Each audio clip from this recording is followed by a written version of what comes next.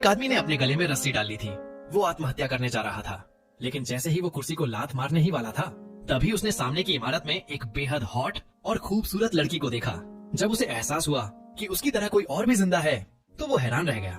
खुशी के मारे उससे गलती से कुर्सी लात खा गई, लेकिन अच्छी बात यह थी कि रस्सी मजबूत नहीं थी, इसलिए उसकी जान बच गई। वो तुरंत खिड़की की ओर भागा और उस लड़की को ध्यान से देखने लगा। लड़की ने उसे नहीं देखा, लेकिन इससे फर्क नहीं पड़ा। उसका वहाँ होना ही उसके जीने की उम्मीद बन गया। रात को बाहर जोरदार बारिश होने लगी। जैक ने इस मौके का फायदा उठाकर अच्छे से नहा लिया और खुद को अच्छे से तैयार कर लिया। अगली सुबह वो बालकनी पर गया और उस लड़की को हाय बोला। लड़की भी उसे देखकर काफी खुश हुई, लेकिन नीचे पूरा इलाका ज़ॉम्बियों से भरा था। जब जैक को पता चला कि लड़की के पास अब खाना पीना भी नहीं बचा, तो उन्होंने कागज पर लिखकर बात करनी शुरू की ताकि आवाज न हो। फिर जैक ने एक रस्सी ली और ताकत से उसे लड़की की बालकनी की ओर फेंका। दोनों ने मिलकर रस्सी को कसकर बांधा। जैक ने एक हैंगर पर 2 बोतलें टांगी और उन्हें लड़की की तरफ सरका दिया, लेकिन जैसे ही वो अंदर से खाना लाने गया, एक ज़ॉम्बी ने उन्हें देख लिया।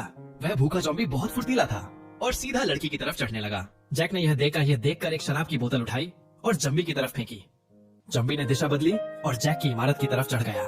जैक जल्दी से कमरे में भागा, लेकिन ज़ॉम्बी फिर भी ऊपर चढ़ आया। उसने सीधा शीशे से टकराकर हमला किया। जैक जानता था कि ये कांच चाइना मेड नहीं है, इसलिए उसने बैट उठाया और भिड़ने को तैयार हो गया, पर ज़ॉम्बी खुद ही शीशे से टकराकर बेहोश हो गया। जैक ने मौके का फायदा उठाकर उसे खत्म कर दिया, लेकिन ये राहत थोड़ी देर की थी। उसका खाना खत्म हो रहा था और अब एक और मुंह जुड़ गया था। सोच विचार के बाद उसने बाहर जाकर खाना खोजने की ठानी, लेकिन जैसे ही उसने दरवाजा खोला, देखा कि पड़ोसी की लाश जमीन पर पड़ी है। जैक ने जल्दी से उसकी चाबियां ली और आखिरी पल में कमरे में घुस गया।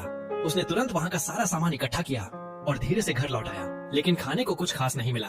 हाँ, एक वॉकी टॉकी 2 वे रेडियो जरूर मिला, जिससे वो लड़की से बात कर सकता था। जैक ये देखकर बहुत उत्साहित हो गया। रात को उसने चुपचाप बालकनी से नीचे चादरें लटकाई और नीचे उतर गया। फिर उसने वॉकी टॉकी लड़की की बालकनी में फेंक दिया और तुरंत दौड़ते हुए वापस अपनी बिल्डिंग में